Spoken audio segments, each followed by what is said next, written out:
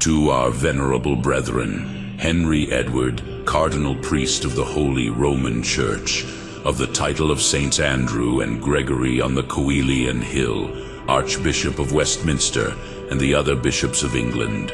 Venerable brethren, health and apostolic benediction. Your proved fidelity and singular devotion to this apostolic see are admirably shown in the letter which we have lately received from you. Our pleasure in receiving it is indeed increased by the further knowledge which it gives us of your great vigilance and anxiety in a matter where no care can be too great. We mean the Christian education of your children, upon which you have lately taken counsel together, and have reported to us the decisions to which you came. In this work of so great moment, venerable brethren, we rejoice much to see that you do not work alone, for we know how much is due to the whole body of your clergy. With the greatest charity and with unconquered efforts, they have provided schools for their children, and with wonderful diligence and assiduity, they endeavor by their teaching to form them to a Christian life, and to instruct them in the elements of knowledge. Wherefore, with all the encouragement and praise that our voice can give, we bid your clergy to go on in their meritorious work, and to be assured of our special commendation and goodwill, looking forward to a far greater reward from our Lord God, for whose sake they are laboring. Not less worthy of commendation is the generosity of Catholics in this matter. We know how readily they supply what is needed for the maintenance of schools, not only those who are wealthy, but those also who are of slender means and poor. And it is beautiful to see how, often from the earnings of their poverty, they willingly contribute to the education of children.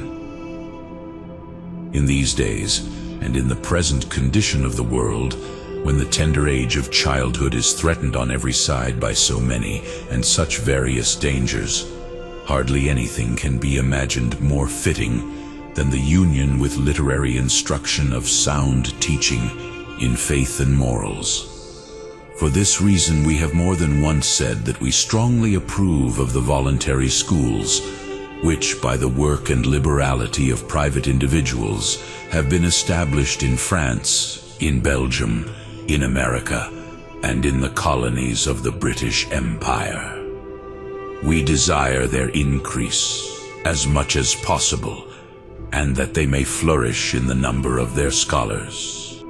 We ourselves also, seeing the condition of things in this city, continue, with the greatest effort and at great cost, to provide an abundance of such schools for the children of Rome.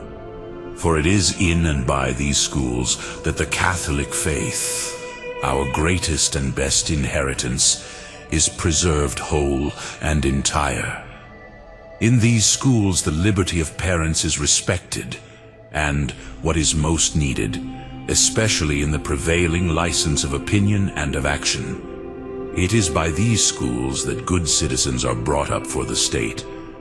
For there is no better citizen than the man who has believed and practiced the Christian faith from his childhood.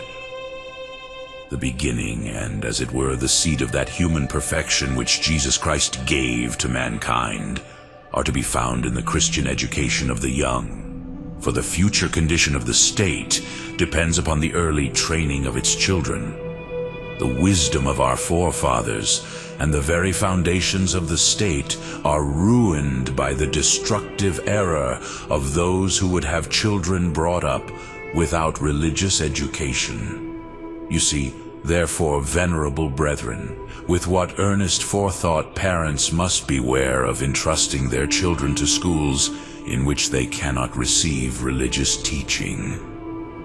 In your country of Great Britain, we know that besides yourselves, very many of your nation are not a little anxious about religious education.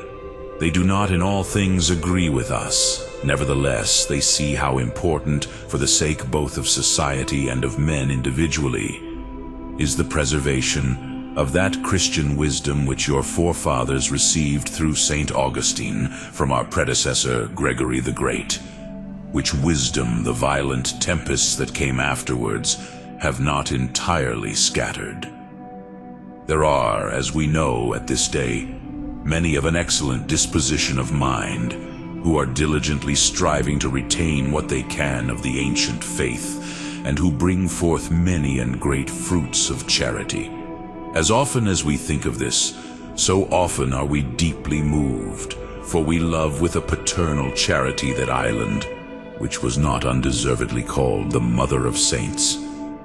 And we see, in the disposition of mind of which we have spoken, the greatest hope, and as it were, a pledge of the welfare and prosperity of the British people.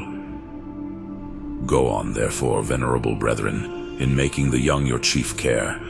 Press onward in every way your episcopal work, and cultivate with alacrity and hopefulness whatever good seeds you find, for God, who is rich in mercy, will give the increase. As a pledge of gifts from above, and in witness of our goodwill, we lovingly grant in the Lord to you, and to the clergy and people committed to each one of you, the apostolic benediction. Given at Rome, at St. Peter's, on the 27th day of November, in the year 1885, the 8th year of our pontificate.